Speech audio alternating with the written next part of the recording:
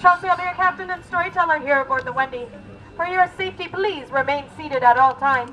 Keep those hands, arms, feet, and legs inside the boat, away from the water and away from our Donald ducks. Parents, please supervise any little ones, and away we go. Now, most people travel to enchanted worlds through the pages of a book, but those who visit in person, whether it's down the rabbit hole or with a bit of pixie dust, often find the way to be magical. Or even a little menacing, but don't worry folks, though it looks as if we're passing through the jaws of Monster the Whale. The same whale that swallowed Pinocchio. We're actually being transported to a magical place called Storybook Land.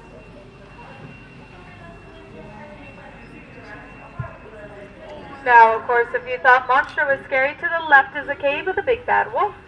He's constantly after the three little pigs who luckily live across the way in those houses there. We have one made of straw, one made of sticks, and one made of guaranteed wolf-proof bricks.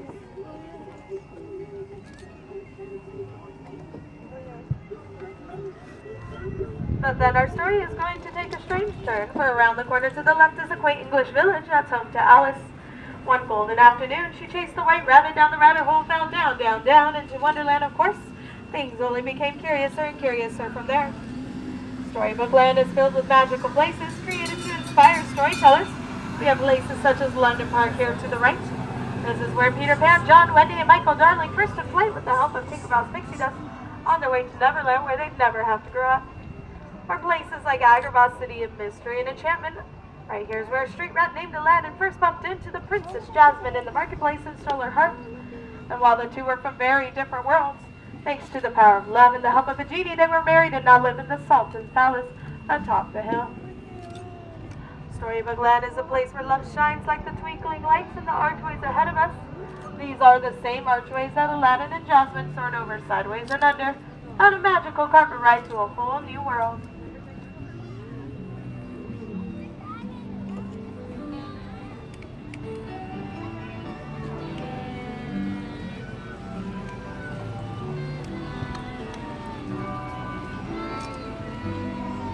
But while all good stories are filled with love and light, they do have their dark places as well. Places of mystery like the Cave of Wonders just ahead. Its treasure bears a curse that can only be lifted by the genie of the lamp, and legend has it if you set the genie free, you get 3 wishes, so let's make a wish in the cave.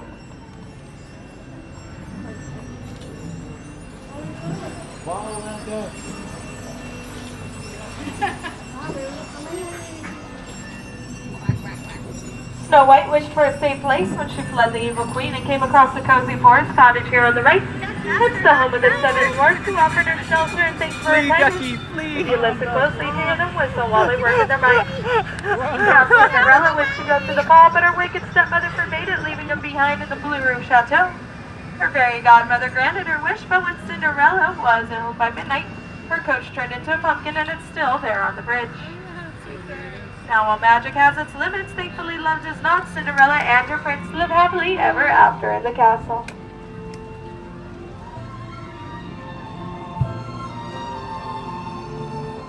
Dreams like wishes send babies to sleep on hills of quilted flowers, such as those in our patchwork quilt here to the left. It's inspired by the 1933 Silly Symphony cartoon Lullaby Land.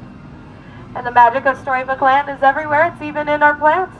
They're made small through an enchantment by Tinkerbell, so they'll never have to grow up just like the Lost Boys of Neverland. This is just a part of what made this place a favorite of master storyteller Walt Disney. It's also what continues to inspire our new stories even today. We have our stories such as The Wind in the Willows with Mole Rat and Mr. Toad. Mr. Toad's stately manor is coming up on our left after the bridge. But sorry folks, J. Thaddeus Toad isn't home at the moment, as he's off in his motor car on a wild ride to nowhere in particular. Or we have stories of magic like that of Arendelle, though Elsa fled to the icy palace atop the fjord. Her sister Anna refused to let her go. It's that act of true love that saves them both, showing family can weather even the harshest of snowstorms. Letting Anna once again ask, do you want to build a snowman? In the Alpine village ahead, a woodcarver named Geppetto wished upon a star for his puppet to become a real boy. And after Pinocchio saved him from the belly of the whale, you remember Monstro, of course, the blue fairy granted his wish. Now Geppetto's wish is like many made in fairy tales, like that of a little mermaid named Ariel. Ariel followed Prince Eric to the castle coming up on our right after the bridge.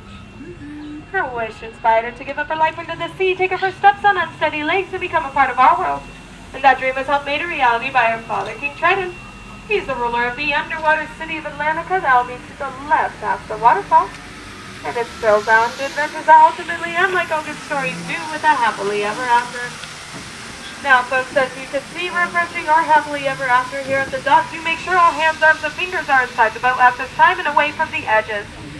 Please remain seated. We will be standing up together on the count of 3 for balance, so no one goes under the sea and fights Nemo the hard way. On behalf of all your storytellers here, thank you for joining us today. We hope you have a magical rest of your day here at Disneyland.